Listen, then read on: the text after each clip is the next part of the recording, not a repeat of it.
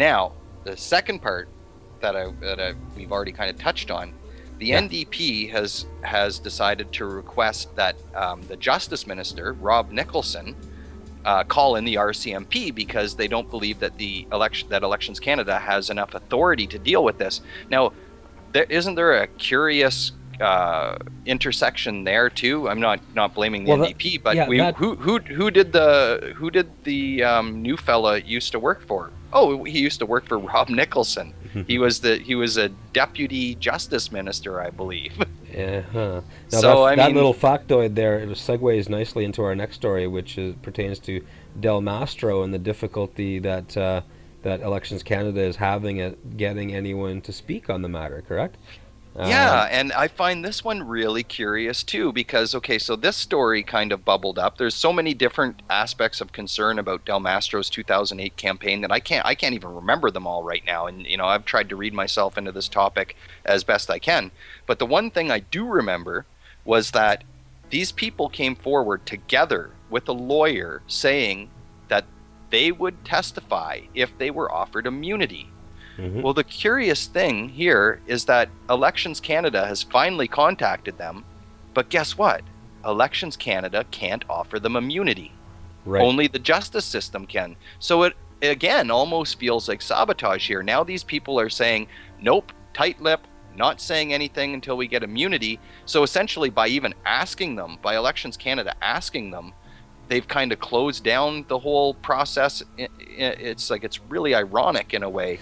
And it does say to me that in this case too, we need police involved in this. There was a crime committed here. Basically, the common thread running through both of these stories is the fact that Elections Canada doesn't have the authority to do a proper investigation, even if they're willing, which we don't even know if they're actually willing to do a proper investigation, because to all appearances in this situation, they're dragging their heels like crazy. Right. And just for any of our listeners, if they're interested in what the information is that these people had, was Dean Del Mastro's, was it his brother or his cousin? Cousin. It was his cousin who owns an electric outfit, right? Delmetric? Deltro or something like that. Deltro. I always want to call it Delmetric. I don't know something why. Lame that incorporates the first syllable of the last name. Right. And apparently he had offered his employees that he would reimburse them if they were to donate the legal limit of $1,000 to his cousin's campaign. Reimbursed, and not only that, he'd give them an extra $50, and they would still be able to claim through income tax that donation as a political donation. Now that's completely illegal, right there. That is what has happened. Like that's absolutely completely illegal. Since Elections Canada can't compel these people to talk, do you know what I mean? But if the RCMP was investigating this in connection with a possible crime, then yes, you can compel people to talk. You can't just not talk to the cops if you just don't feel like talking to the cops. You know what I mean? If it's in connection with a crime, you're obstructing justice if you don't cooperate under subpoena, right? So I don't know. I think maybe it's time for the police to become involved. But then again, if this whole investigation reaches a political level and the government at that level has the power to shut it down, which apparently, the government's been stonewalling this whole process at every turn. Every step of the way, absolutely. But here's the thing. Why don't we skip all that part and understand that there has been some hanky-panky here and it's totally unacceptable? Why can't we just skip the whole part where they're found guilty? You know what I mean? And just go and render our verdict as a Canadian people, render our verdict at the ballot box next time around. Wouldn't that make sense? Yeah, exactly. If Stephen Harper wanted to prove, if he believes that his party is innocent of any wrongdoing, the real way to prove it, rather than stonewalling all these different court cases that are going on involving election fraud, would be to put together an independent review at minimum, if not bring in law enforcement into this issue and find out what really happened. But obviously, he knows, I would guess, that there's some aspects that are questionable at minimum and probably illegal for sure, especially when you look at like what we just mentioned with Del Mastro's campaign. and the whole way that the robocall scandal went down. You got the Etobicoke Center election, and just everywhere you go, you find that they don't want to talk about it. The conservatives would rather just pretend that the way that the system's not working right now is okay, Yeah. and I don't agree with that. I mean, I hate to be pessimistic, but I know where all this stuff is going. This is going straight under the rug. That's just the way it is. And the Canadian people are. I wish we're not quite so asleep at the wheel on this. Like, I mean, how come? I mean, we went to the pro democracy rallies and stuff like that, but those are done. I mean, what do we do? We had a few people out at rallies complaining that our democracy is in trouble, and then yeah, the government's like, whatever, whatever. And all this stuff, the stonewalling the investigation, just making sure it can't happen. Like, and Well, the and Harper regime is tiring out any aware Canadian people too, because there's just too many. Day after day, it seems like there's something new to stand up and be angry about, legitimately, and like there's no time to be able to attend to all of these problems in a way. I mean, whenever something happens, people stand up, they get angry. And I suppose that's still good, though. I mean, even if it does come to nothing, I'm glad to see that people in Canada are standing up and opposing their government when their government is mistreating them and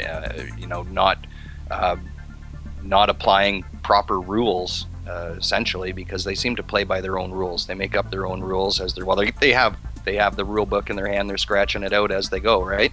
yeah, So yeah, exactly, scratching those rules right out. exactly. Yeah, but Well, I mean, all I can say is that I really don't have any faith in justice and being done in this situation. But I really think that the Canadian people have to get their minds made up to do justice at the ballot box next time out. I mean, absolutely. I mean, I don't care what political stripe you are. I mean, if you live in this country, you probably believe in democracy. You know what I mean? Otherwise, you wouldn't. Why are we bombing other countries into, to spread democracy? I mean, no other way to you can't express your beliefs in a stronger way than bombing the hell out of third world countries for them. Yeah, You know what I it's mean? kind of curious that and it does. It's curious that Stephen Harper would have campaigned so strongly on democratic principles, and the way that he made it sound like the opposition parties were trying to somehow. He implied that it was some sort of underhanded way to get control of the government, and then we see what he does once he gets a majority, which is essentially void the rule book out and just pad everything with all these unethical maneuvers. Like every aspect of his regime seems to be covered in these horrible methods. Hmm. So other than the fact that we will have a chance to do justice at the ballot box next time out, and I think we both agree that justice may not really be occurring in this robocall situation, or with any of the hanky-panky that the Conservatives allegedly have committed in the last election and elections before, in the case of Del Mastro. What other bulwark do we have as a resistance to corporate power as it expresses itself through our elected government? Mm-hmm. I mean, some may point the finger over to the labor movement as the most important and most well organized bulwark against the power of concentrated capital. I hope so. And I think on that note, why don't we do a song and come back about some recent developments in unionized labor in Canada? Absolutely, I'd like to discuss that. Some good news on the horizon here with the union, with the labor movement. Here we go, JJ Ecstasy.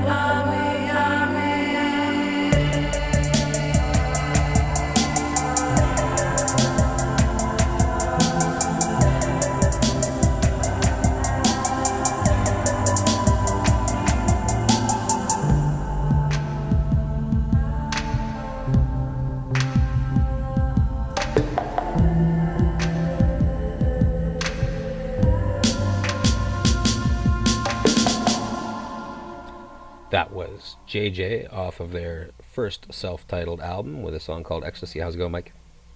Not too bad. It made me feel like I was on ecstasy or something there. Absolutely, it's what it's meant to do.